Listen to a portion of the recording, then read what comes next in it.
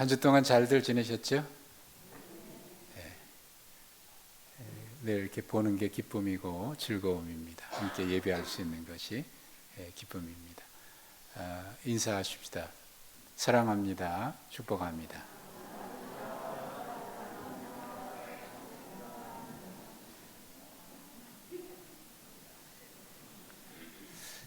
우리 속담에 그런 말이 있죠. 핑계 없는 무덤은 없다. 그런 속담이 있습니다. 다 핑계가 있어요. 난 이래서 죽었고 난 이래서 죽었고 핑계. 뭐든지 핑계가 다 있다는 거예요. 그런 속담도 있어요. 잘 되면 내 탓이고 못 되면 조상 탓이고.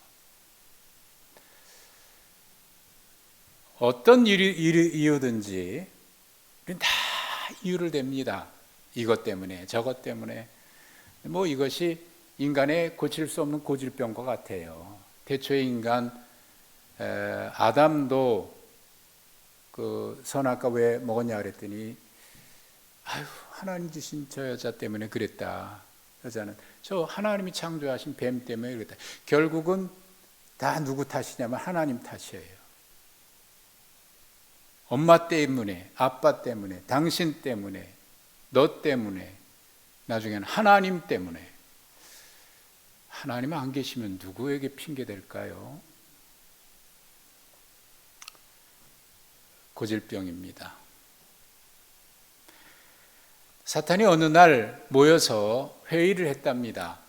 어떻게 하면 신앙생활을 하는 사람들을 신앙을 무너뜨릴 수 있을까? 믿음을 무너뜨릴 수 있을까? 회의를 했답니다. 이런 안건 저런 안건이 상정됐어요. 시험을 줍시다. 어려움을 줍시다. 환난이 닥쳐오게 합시다. 박해를 받게 합시다. 좋은 안건들이 올라와서 토론했는데 다 부결됐어요. 이유는 이렇습니다. 다른 사람들은 모르겠는데 믿음 생활 잘하는 사람들은 고난이 오든지 시험이 오든지 환난이 오든지 박해가 오든지 더 믿음이 좋아지더라. 다른 안건 없느냐 그랬더니 한 사탄이 이런 얘기했답니다. 좋은 안건이 있습니다.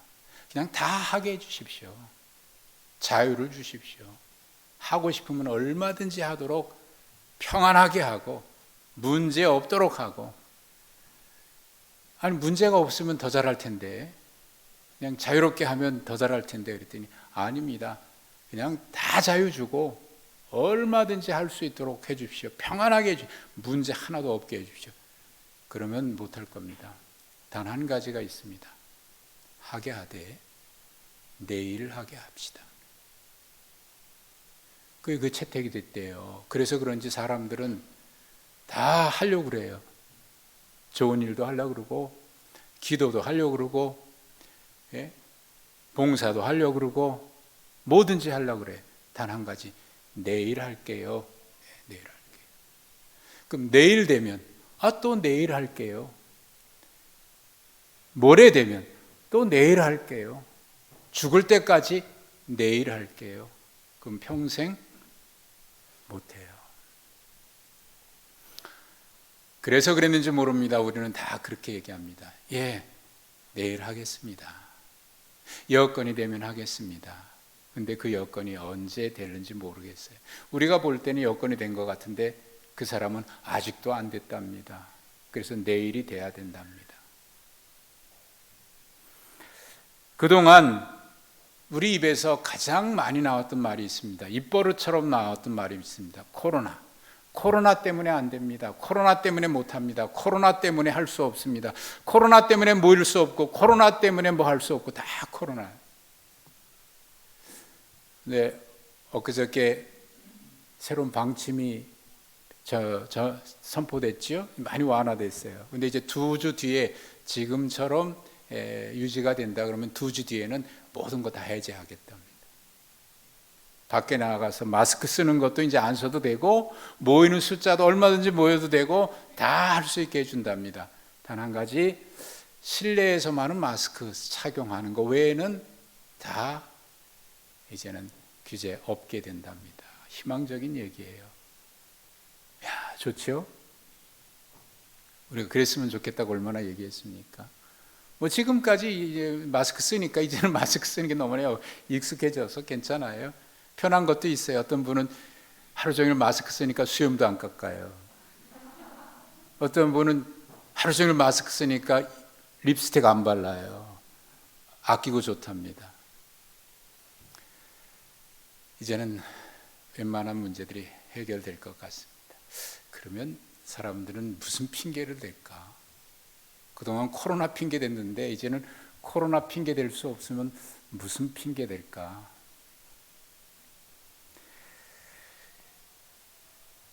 여러분, 이제 그동안 이런저런 이유들 때문에 코로나 때문에 모이지 못했는데 이제 그 문제가 해결되면 모일 수 있을까요? 그동안 소리 질러서 기도하지 말라고 그러니까, 통성기도 한번 비말 때문에 어쩌고 하니까 기도하지 말라고 그러니까 우리가 기도 안 했는데 이제는 그러면 기도할 수 있을까요?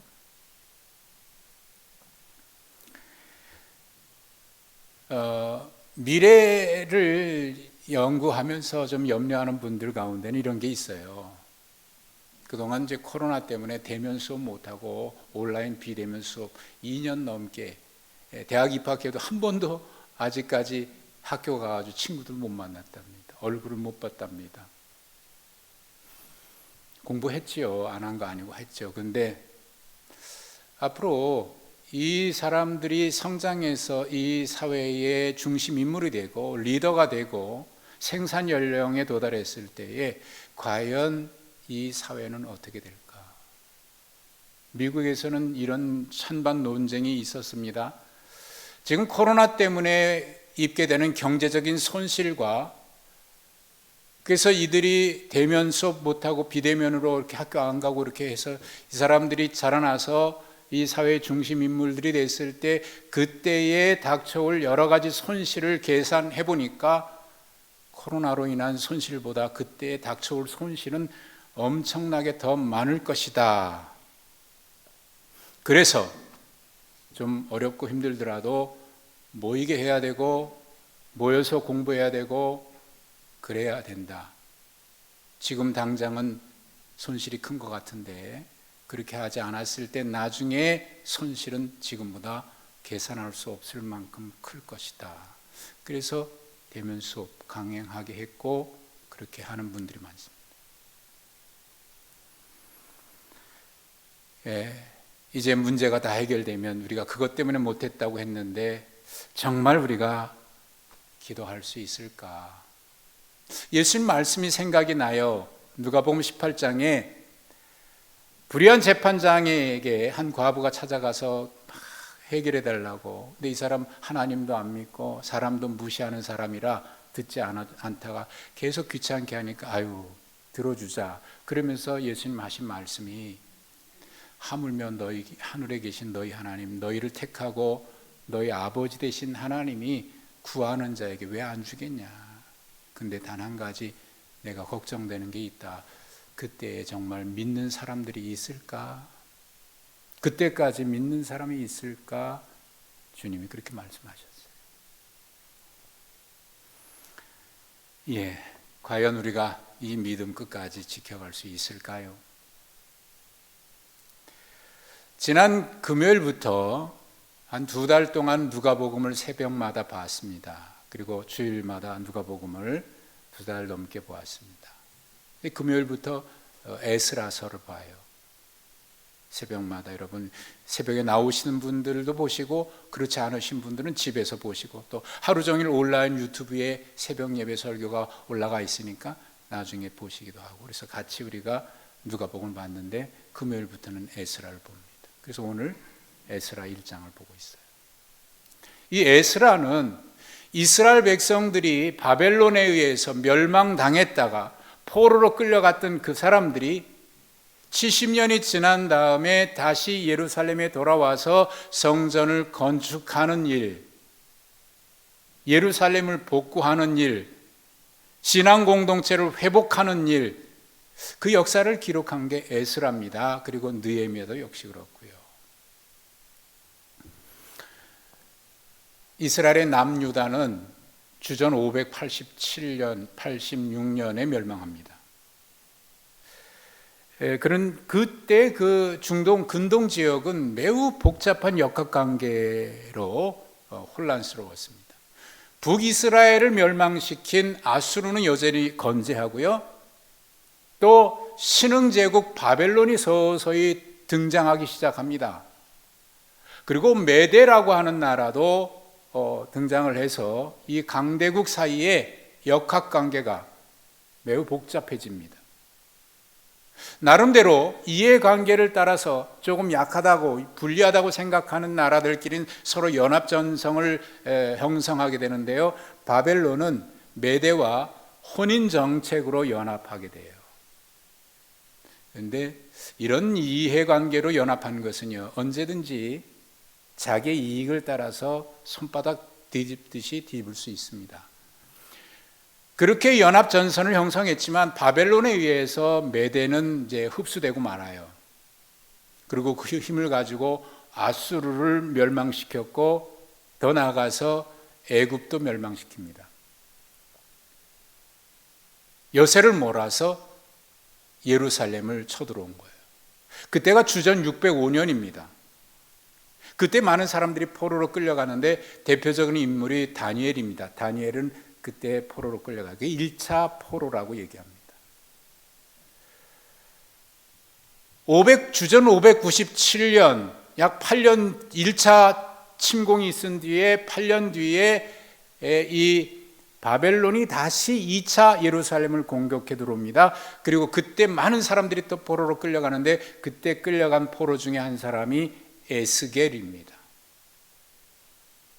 그리고 주전 587년에 3차 침공이 있었고 그때 예루살렘은 완전히 멸망합니다. 그때도 역시 많이 포로로 끌려. 그렇게 3차례에 걸쳐서 수없이 많은 사람들이 포로로 끌려갔는데요. 그들이 포로로 끌려가서 그 먼 나라에서 포로 생활한다는 게 얼마나 고단했을까요? 얼마나 힘들었을까요? 얼마나 차별받았고 힘든 세월을 살았을까요? 그때 그들이 기도했던 내용이 시편 137편에 기록되어 있습니다. 137편에는 이렇게 되어 있습니다. 우리가 바벨론 강가에서 우리 고향 시온을 생각하면서 울었도다. 찬송도 끊어졌고요. 시온을 생각하면서 울었다. 그 노래가 옛날에 한 그룹에 의해서 팝송으로 바벨론 강가에서라고 하는 팝송이 있어요. 리버사이드 바벨론 뭐 그런 거예요. 그런 거 있어요. 어느 그룹이 불렀던 그 내용이 이제 그 시편의 내용을 담고 있는데, 여러분 그렇게 거기서 울면서 그들은 무슨 생각했을까요? 언제 이 나라가 멸망하고 그래서 언제 우리가 고국으로 돌아갈 수 있을까? 하나님, 이 나라가 언제 멸망해서 우리는 우리 고향으로 다시 돌아갈 수 있을까요? 늘 그런 눈물의 세월 보내지 않았을까요? 그러던 어느 날 시간이 꽤 지났습니다. 오늘 우리가 함께 읽으셨던 에스라 1장 1절은 바벨론이 멸망되고 그 뒤에 새로운 제국 바사, 성경에는 바사라고 되어 있는 페르시아 제국이 세워집니다. 그 제국을 세운 왕이 고레스 왕이에요. 예루살렘 멸망시켰던 바벨론은 무너졌지만 그 자리를 페르시아가 대신합니다. 1장 1절에 바사왕 고레스 원년, 이때는 주전 538년입니다. 남유다가 완전히 멸망했을 때로부터 생각하면 약 50년이 지났습니다. 먼저 끌려온 1차 끌려온 사람들로부터 계산하면 약 70년이 됐습니다. 포로로 끌려와 그곳에 살았던 사람 70년이 지나면 처음에는 언제 돌아갈까 그랬던 희망 가졌는데 70년이 지나면 그 희망도 점점 희미해지지 않았을까요? 그들이 품었던 희망도 사라졌습니다. 다시 돌아가리라고 하는 그런 기대도 사라졌습니다. 돌아간다고 해도 돌아갈 사람도 많지 않을 것 같습니다.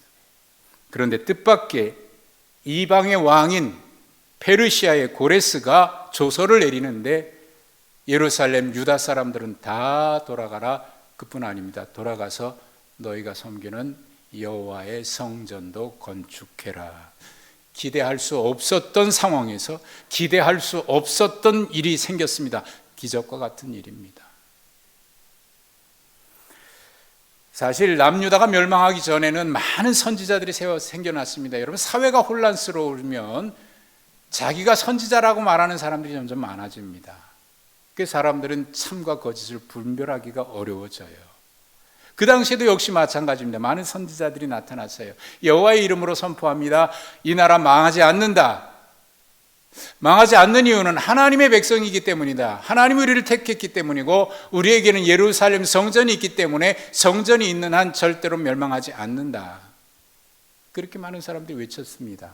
그리고 망하더라도 결국 망했지만 망했어도 다시 돌아온다. 금방 돌아온다. 왜? 우리는 하나님의 백성이니까. 사람들이 거기 환호성을 질렀습니다. 희망적이니까요. 근데 우리가 잘 알고 있는 예레미야 선지자는 그렇게 얘기 안 했어요. 나라가 망한다. 우리가 하나님 앞에 얼마나 죄를 지었느냐, 하나님 앞에 올바로 살지 못했기 때문에 하나님의 징계로 이 나라 멸망한다. 멸망하고 곧 돌아오지 않는다. 그곳에 가서 70년이 지나야 된다. 그러니 다시 돌아올 생각하지 말고 그곳에서 살아라. 집도 짓고 정원도 가꾸고 농사도 짓고 자녀들도 낳고 그리고 자녀들 교육도 시켜라. 70년이 돼야 돌아온다. 그것도 70년이 돼서 그들이 우리가 그동안 하나님 앞에 죄를 지었구나, 잘못 섬겼구나 회개하고 돌이키면 70년이 되면 하나님께서 돌아오게 해주신다. 그때 사람들의 반응은 어땠을까요? 누가 믿음 좋은 선지자입니까? 하나님이 계시니까, 하나님이 우리를 택하셨으니까, 하나님의 성전이 있으니까 멸망하지 않는다. 여러분, 얼마나 믿음 좋아요. 절대로 멸망하지 않는다는 거예요. 하나님이 선택한 백성이니까 망하지 않는다는 거예요. 얼마나 믿음 좋아요. 반면에 예레미야 망한다는 거예요. 망했다 70년이 돼도 돌아오지 못한다는 거예요.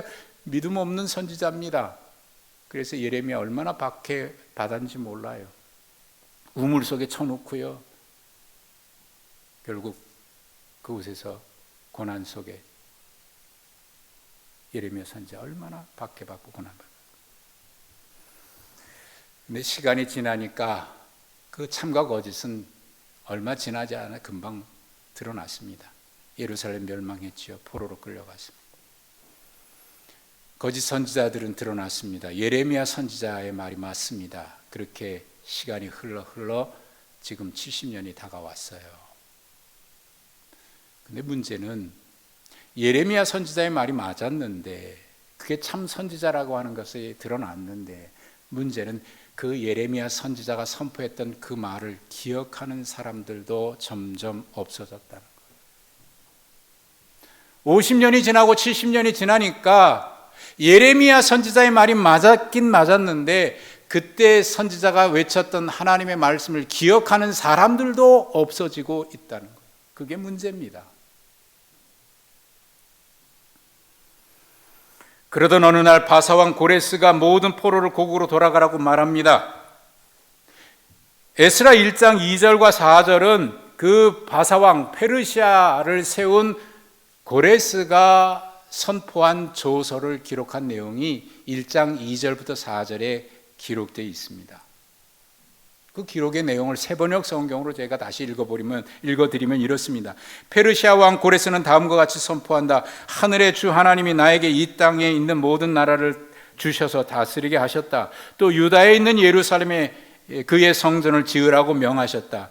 이 나라 사람 가운데서 하나님을 섬기는 모든 사람은 유다에 있는 예루살렘으로 올라가서 그곳에 계시는 하나님 곧 주 이스라엘의 하나님의 성전을 지어라. 그 백성에게 하나님이 함께 계시기를 빈다. 잡혀온 하나님의 백성 가운데서 누구든지 귀국할 때 도움이 필요한 사람이 있으면 그 이웃에 사는 사람은 그를 도와주어라. 은과 금과 세간과 가축을 주고 예루살렘에 세울 하나님의 성전에 바칠 자원 예물도 들려서 보내도록 하여라. 이게 그 당시 고레스가 조서를 내린 내용, 그 조서에 기록된 내용을 성경에 그대로 기록하고 있는 거예요. 근데 이 내용을 기록하면서 그 앞에 1장 1절에는 스가랴 선지자가 설명을 덧붙였습니다. 여호와께서 예레미야의 입을 통해서 하신 말씀을 이루게 하시려고. 하나님이 예레미야의 입을 통해서 하신 말씀을 이루기 위해서 고레스에게 감동을 줘서 이런 조서를 얘기했다는 겁니다. 근데 여러분 생각해 보세요.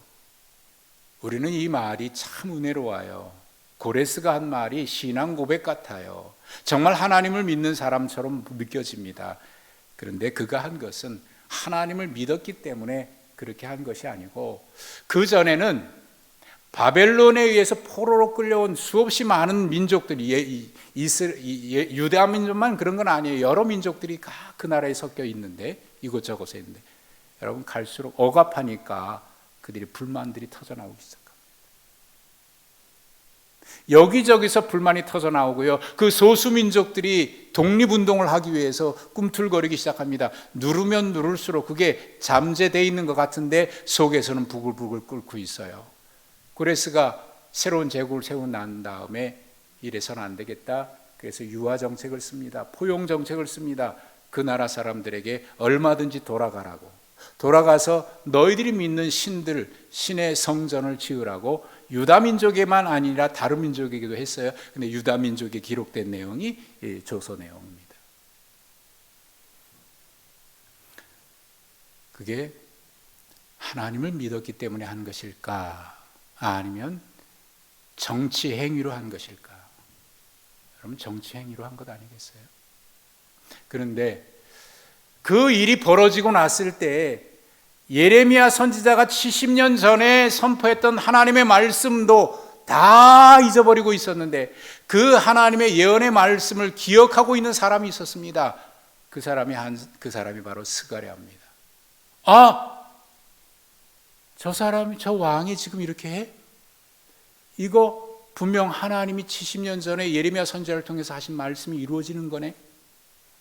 그 말씀을 기억하는 사람이 스가랴입니다. 그래서 그가 이 앞에 이런 설명을 덧붙인 거예요. 하나님께서 예레미야를 통해서 하신 말씀을 이루게 하시려고 고레스에게 감동을 줬다.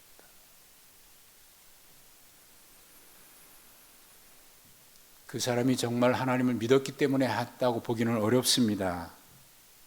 다만 그가 이 나라를 평화롭게 바벨론 통치자와는 다른 그런 정치를 시작한 겁니다. 어떤 사람들은 그런 역사를 모를 때 또 이렇게 얘기할 수 있어요. 그게 70년이 딱 되니까 이 스가랴는, 정말 하나님의 때에 하나님께서 정확하게 일을 이루셨구나, 이렇게 얘기할 수 있는데, 다른 사람들은 우연히 그게 맞은 거지, 어떻게 그렇게 되겠어? 우연이라고 말합니다. 하나님의 역사를 알지 못하고 그 이면에 일어나지는 일들을 알지 못할 때, 사람들은 내가 이해할 수 없고 내가 받아들일 수 없고 그런 일들이 벌어지면 아주 편하게 할 말이 있습니다. 우연히 된 거야. 우연의 일치가 참 기가 막힌 거야. 우리는 그렇게 얘기하지 않죠. 신앙이 그렇게 말해야 신앙 좋은 거가 되니까가 아니라, 우리는 분명히 믿기 때문에 그래요. 역사 속에는 우리가 알지 못하는 그 이면에 하나님의 섭리가 있음을 믿기 때문에 그렇습니다. 그래서 우리는 하나님의 은혜라고 얘기하고 하나님의 섭리라고 고백을 합니다. 스가랴가 그렇게 고백했습니다. 예루살렘이 완전히 멸망한 것은 586년이지만 1차 605년에 이미 멸망한 거나 마찬가지입니다. 그때부터 포로로 끌려와서 70년이 됐습니다. 많은 사람들은 하나님의 말씀을 잊고 살았습니다. 그런데 결코 잊지 않고 기억하는 그 사람이 있습니다. 스가랴고요. 그 외에 많은 사람들이 있었습니다. 사람은 잊을지라도 하나님은 결코 잊지 않으시고, 사람은 잊어버릴지 몰라도 하나님은 하신 말씀을 반드시 이루시는 하나님. 우리는 잊어버렸는데 이 일을 딱 보는 순간 스가랴는 하나님께서 하신 말씀이 때가 되며 이루어지는구나, 그는 알았습니다. 이 고레스가 선포했던 조서 가운데 제가 주목하고 있는 단어가 한 가지 있습니다. 그게 3절 중에 보면 너희 중에 그의 백성된 자는 예루살렘으로 올라가라 그렇게 되어 있습니다. 근데 그거 세번역 성경을 보니까 하나님을 섬기는 자는 올라가라 그렇게 되어 있어요. 그러니까 고레스는 알았던 거죠. 하나님의 성전은 하나님의 백성이 지어야 된다. 하나님을 섬기는 사람이 지어야 된다는 걸 알았던 거예요. 그래서 이 성전을 짓기 위해서 하나님을 섬기는 자들이 올라가라고 얘기합니다. 그리고 아마 고레스는 또 알았을 것 같아요. 가게 한다고 다 올라갈까요? 여러분 생각해 보십시오. 여러분의 입장이면 거기서 70년 동안 살았어요. 거기서 집 짓고요, 농사 짓고, 자녀들 낳고, 자녀들 교육받고, 그렇게 70년에 그 땅에 살았어요. 그 문화에 동화돼서 살았습니다. 거기 익숙해졌습니다. 생활 터전은 다 그곳에 있습니다. 어느 날 갑자기 가라 그러면 갈 수 있을까요? 이민 갔던 분들의 고민이 그거예요. 자기는 이민 가기 전에 이 땅에 살다가 왔어요. 그래서 나중에 나이가 들면 고국으로 돌아오면 그래도 뭔가 내 고향이 있고 그러니까 이제 돌아오는데 큰 어려움이 없어요. 근데 거기서 태어나서 거기서 교육받고 거기서 자라난 아이들은요, 한국으로 오면 힘들어요. 학교 교육 적응하기 힘들고 문화 적응하기 힘들어요. 다시 돌아가려고 그래요. 돌아가라고 한다고 다 돌아갈까요? 돌아가지 못한 사람들 많을 겁니다. 여러분 2차 세계대전의 때에 유태인 600만 명 학살당했어요. 근데 그 600만 명이 다 이스라엘, 팔레스틴 지역에 살았던 사람들이 아닙니다. 폴란드에도 있고요, 러시아에도 있고요, 지금 전쟁 중 우크라이나라든지 그 여기 다 흩어진 사람, 이곳저곳에서 죽은 사람이 600만 명, 아니 800만 명까지 된다. 800만 명. 그들은 어디에 있었던 사람들일까요? 그때 돌아올 기회가 있었지만 돌아오지 않은 수많은 사람들이 있었던 거예요.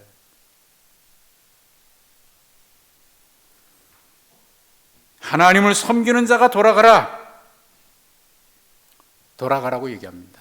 그리고 더 기가 막힌 건 돌아갈 때 하나님의 성전을 지을 때 그 이웃에 있는 사람들 중에 돌아가면 그 사람들에게 예물도 주어라. 그래서 그거 가져가게 해라.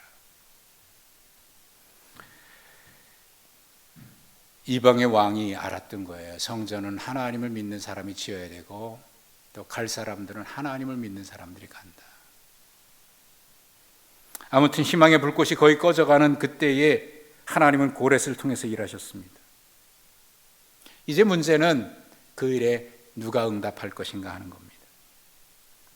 고레스가 말한 대로 하나님의 백성, 하나님을 섬기는 자들이 일어나서 가야 합니다. 그 이제 돌아간 사람들의 내용이 1장 5절 그 밑에 기록되어 있고 2장에 가면 이름이 쫙 나와요. 2장에 가면 뭐 누군지도 모르는 사람들이 이렇게 쭉 이름이 쫙 기록이 되어 있는데 아마 성경 읽기 하다 보면 이건 그냥 넘어가는 사람들이 많을 거예요. 누가 누군지 읽어도 모르겠거든요. 아무튼 그 이름은 그 뒤에 기록되어 있고 5절에는 돌아간 사람들 중에 5절에 유다와 베냐민 족장들, 제사장들과 레위 사람들이라고 되어 있습니다. 여기 제사장 레위 사람들은 성전을 섬기는 일에 위해서 하나님께 특별히 세우신 직분자들이니까 가는 게 당연할 거예요. 지금으로 말하면 목사요 이런 사람들이겠죠. 당연히 가야 되겠죠. 물론 그 직분 때문에 당연히 갔다고 보기만 그렇게만 얘기하기는 어려워요. 그래도 그때까지 사명을 잃어버리지 않은 사람들이 일어서서 갔겠지요. 근데 제가 주목하고 싶은 것은 여기 있는 제사장들과 레위 사람들이 아니라 그 다음에 기록된 사람들입니다. 성경에 뭐라고 되어 있냐면 그 마음이 하나님께 감동을 받고 올라가서 성전을 건축하고자 하는 사람들이 일어났다는 거예요. 하나님께 감동받은 사람들이 갔다는 거예요. 여러분, 마음에 감동받았다고 다 하는 건 아니더라고요. 어떤 사람은 감동받았는데요, 감동이 있었음에도 불구하고 이런 이유 저런 이유 이래서 안 되고 저래서 안 되고 감동은 받았는데 그래서 감동에 순종하지 않는 사람이 있고요. 돌짝밭에 떨어진 씨앗처럼 말씀을 받았는데 재리와 세상의 염려 걱정 때문에 씨앗이 자라다가 죽는다 그랬지요. 그것처럼 이런저런 핑계 이유 때문에 감동은 받았지만 가지 못하는 사람이 있어요. 말씀드린 대로 그 땅에 이미 정착해서 삶의 기반이 거기에 있고요. 거기에 사는 것이 편해졌고 익숙해졌기 때문에 돌아가지 않는 사람들이 있습니다. 돌아가기가 쉽지 않을 거예요. 근데 감동받아서 일어난 사람들이 있습니다. 쉽지 않은 결단입니다. 또 지금 가면 얼마나 고생이겠습니까? 지금 가면 생판 아무것도 없는 곳에 맨 땅에 헤딩하듯이 새로 시작해야 되거든요. 근데 가긴 가는데 지금은 아니라 조금 뒤에 가면 안 되나? 그 뒤에 온 사람들이 있어요. 2차, 3차 귀한 사람들이 또 있습니다. 가면 할 일이 많거든요. 가서 희생할 것도 많거든요. 그럼에도 불구하고 떠나간 사람들의 이름이 여기 기록된 거예요.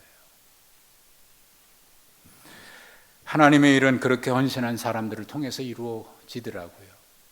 우리는 창세기 12장에 아브라함이 고향 친척을 떠났다라고 하는 것을 간단하게 기록된 것을 우리가 읽고 있습니다만은 쉬웠을까요? 쉽지 않았을 겁니다. 그런데 떠나요. 이유는 단 한 가지, 여호와 하나님의 말씀을 믿고 갔다는 거예요.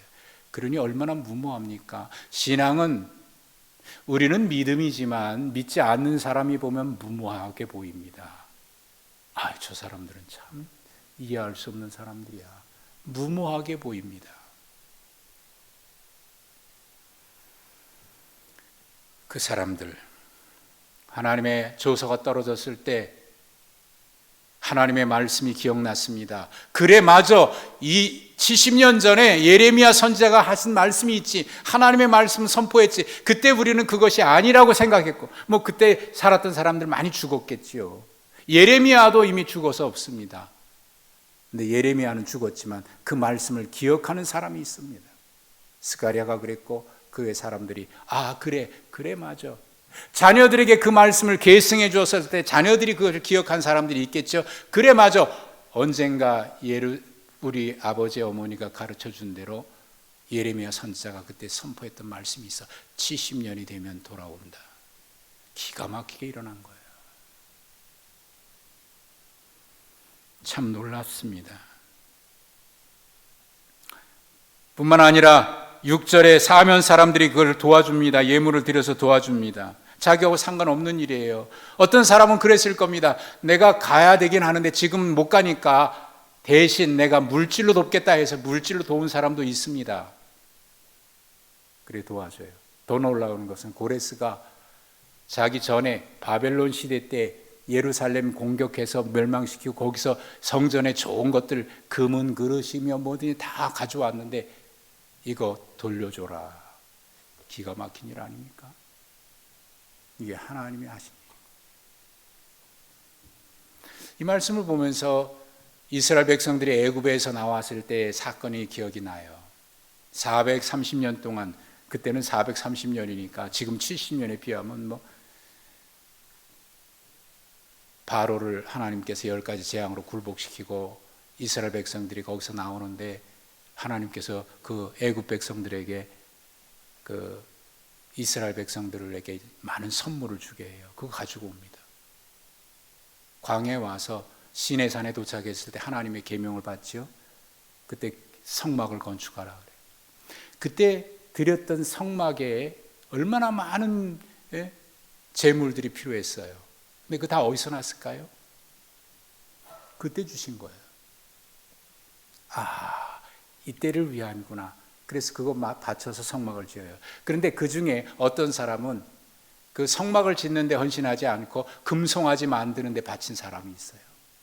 하나님 주신 건데 하나님이 주신 거라고 생각하는 사람은 하나님의 일을 위해서 바쳤고 이게 우리가 다 수고해서 얻은 건데 내 마음대로 쓰면 되는 거지. 그런 사람은 자기 욕망을 위해서 금송아지 만드는 데 바치는 겁니다. 여러분, 우리의 삶이 그런 거예요.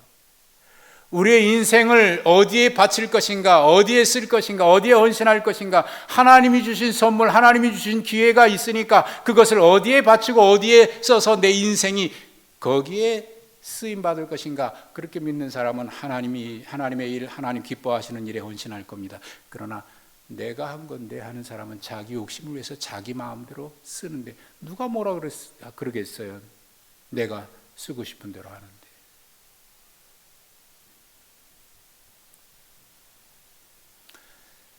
하나님이 일을 하시는데 하나님이 하시는 일의 방법이 있습니다. 빌립보서에 보면 그렇게 말씀하시죠. 하나님이 일을 하실 때 먼저 우리들의 마음에 소원을 주신답니다. 그 소원이 뭐예요? 오늘 본문의 말씀에 의하면 감동을 주신 거예요. 그래서 그 소원을 품고 그 일을 시작하면 하나님께서 시작하셨으니 하나님께서 그 일을 마치신다, 이루게 하신다. 그게 빌립보서 1장과 2장에 기록되어 있습니다.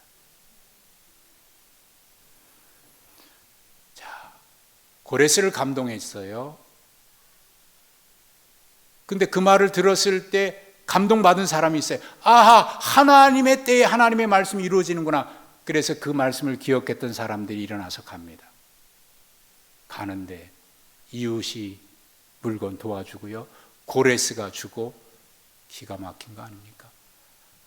스가랴는 이 일을 이렇게 기록했어요. 이 사람이 통치 행위가 아니고 역사의 한 순간이 아니라, 역사의 한 사건이 아니라 그 속에 내가 아는 게 있는데 하나님께서 예레미야 선지자를 통해서 하신 말씀을 이루게 하시기 위해서 고레스의 마음을 감동했다.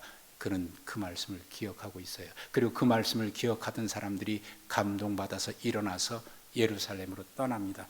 떠날 수 없는 환경이지만 떠납니다. 그래서 새로운 공동체, 새로운 성전 짓고 공동체로 회복합니다.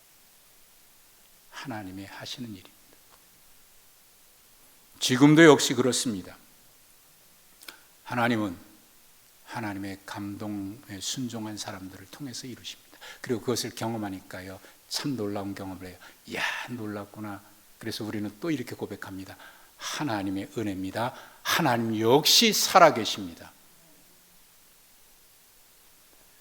여러분, 우리의 삶이 그렇게 하나님이 하시는 일에 하나님이 주신 소원을 이루어가고자 할 때 그 감동하심에 일어서서 쓰임받는 우리 모두가 되기를 축복합니다.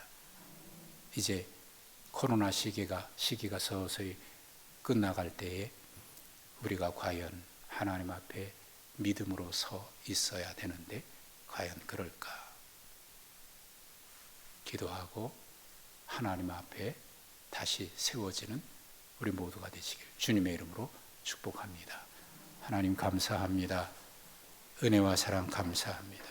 힘들고 어려운 시기지만 예배했고 말씀 보았고 기도했습니다. 하나님의 때가 이루어짐에 아하, 하나님께서 우리의 기도를 들으셨고 하나님의 때에 하나님께서 이루시구나. 그 받은 감동에 순종해서 우리도 그 자리에 일어서서 주의 말씀을 따라 살아가는 우리 모두가 되게 하옵소서. 예수님의 이름으로 기도하옵나이다. 아멘.